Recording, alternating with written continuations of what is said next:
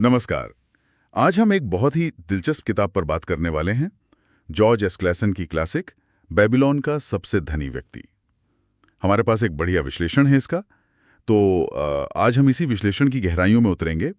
कोशिश करेंगे समझने की कि भाई 1926 में लिखी ये प्राचीन बेबीलोन की कहानियां, इनमें धन प्रबंधन के कौन से ऐसे गुर छिपे हैं जो आज भी काम के हैं। हाँ, और ये बात बहुत दिलचस्प है कि ये किताब मतलब मुश्किल फाइनेंशियल भाषा नहीं इस्तेमाल करती, बल्कि कहानियों से सिखाती है। इसीलिए शायद पर्सनल फाइनेंस की दुनिया में इसकी एक अलग ही जगह है। और ये आज भी इतनी पॉपुलर इसीलिए है क्योंकि इसके सिद्धांत बहुत सरल हैं पर गहरे हैं। बिल्कुल। तो चलिए शुरू करते हैं। पहला और शायद सबसे ज्यादा जाना माना सिद्धांत, पहले खुद को भुगतान करें। विश्लेषण कहता है कि अपनी कमाई का कम से कम 10% बचाना, ये एक तरह से नींव है। हाँ, और ये सिर्फ बचाने की बात नहीं है। असल में ये अनुशासन और प्राथमिकता की बात है। आप पहले अपने भविष्य के लिए अलग रख रहे हैं। यही वो पैसा है जो आगे जाकर निवेश का आधार बनता है। अर्काड की कहानी याद है ना, कैसे छोटी बचत से शुरुआत होती है। हाँ बिल्कुल। अच्छा, तो पैसा बचाना शुरू किया, पर पैसा तो आता जाता रहता है ना? तो अगला जरूरी सिद्धांत है अपने खर्चों पर नियंत्रण रखें। विश्लेषण इसी पर जोर देता है कि भाई जरूरत क्या है और बस इच्छा क्या है, इसमें फर्क समझना बहुत जरूरी है। सही बात है। और यहीं पर वो लाइफस्टाइल इन्फ्लेशन वाली बात आ जाती है। मतलब आमदनी बढ़ी तो खर्चे भी उसी हिसाब से बढ़ा दिए।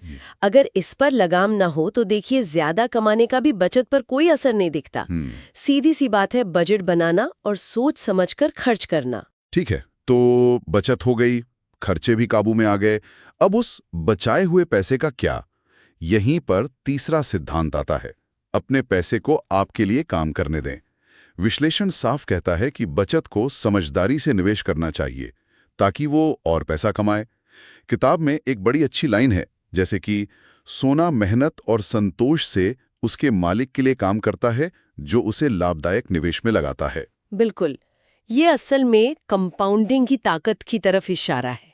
चक्रवृद्धि ब्याज और साथ ही सही निवेश चुनना कितना महत्वपूर्ण है ये भी पता चलता है। और देखिए इसी से जुड़ा है अगला सिद्धांत, अपनी संपत्ति को नुकसान से बचाएं। मतलब ये कि पैसा कहीं भी आंख बंद करके नहीं लगा देना है। सतर्क रहना है, समझना है और जरूरत पड़े तो जानकारों की सलाह भी लेनी है। अपनी मेहनत की कमाई को सुरक्षित रखना और साथ में बढ़ाना, यही तो कला है। हाँ, विश्लेषण में वैसे दो और सिद्धांतों का भी जिक्र है संक्षेप में। एक तो अपनी कमाई की क्षमता बढ़ाएं, मतलब नए स्किल्स वगैरह सीखना, और दूसरा भविष्य के लिए आय सुनिश्चित करें, जैसे रिटायरमेंट प्लानिंग या किसी इमरजेंसी के लिए तैयारी। हाँ, तो ये दिखाता है कि बात सिर्फ पैसे बचाने या निवेश करने तक ही सीमित नहीं है। ये खुद को बेहतर बनाने और भविष्य को सुरक्षित करने का एक पूरा नजरिया है। अच्छा, अब बात करते हैं कि इस विश्लेषण में किताब की क्या खास बातें बताई गई हैं, खूबियां क्या हैं। सबसे पहले तो इसके सिद्धांत वो टाइमलेस हैं, मतलब हमेशा प्रासंगिक रहेंगे। फिर कहानी कहने का अंदाज वो काफी दिलचस्प है। हाँ, कहानियों से बातें आसानी से याद रह जाती हैं। बिल्कुल। और सलाह बहुत सीधी साधी प्रैक्टिकल है। किताब भी छोटी है, तो जो लोग शुरुआत कर रहे हैं उनके लिए मुश्किल नहीं। ये तो है, लेकिन विश्लेषण कुछ कमियां भी बताता है। जैसे नजरिया थोड़ा ज्यादा ही सरल है। आज की जो जटिलताएं हैं, जैसे टैक्स है, महंगाई है, उन पर यह किताब बात नहीं करती। हाँ, ये बात तो है। और कुछ उदाहरण या भाषा थोड़ी पुरानी लग सकती है आज के समय में। और ये भी है कि कहानी वाला स्टाइल शायद हर किसी को पसंद ना आए, तो जरूरी है कि इन सिद्धांतों को आज के संदर्भ में समझकर लागू किया जाए। सही कहा।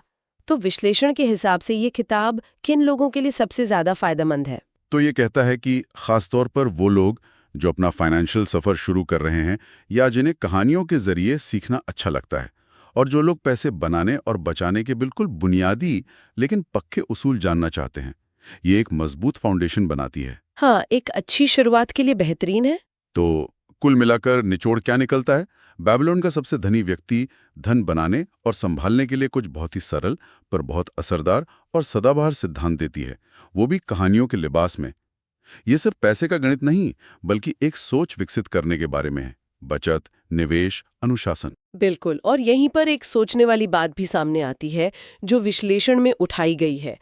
किताब 10% बचत पर बहुत जोर देती है, पर आज के समय को देखें, बढ़ते खर्चे, निवेश के इतने सारे नए विकल्प, तो सवाल ये है कि क्या ये 10% का आंकड़ा आज भी एक नियम है, या फिर असल बात सिर्फ बचत करने का सिद्धांत अपनाना है, प्रतिशत चाहे आपकी स्थिति के अनुसार कुछ भी हो। ये वाकई सोचने वाला सवाल है। हाँ, ये कुछ ऐसा है जिस पर हर किसी को अपने हालात के हिसाब से विचार करना चाहिए।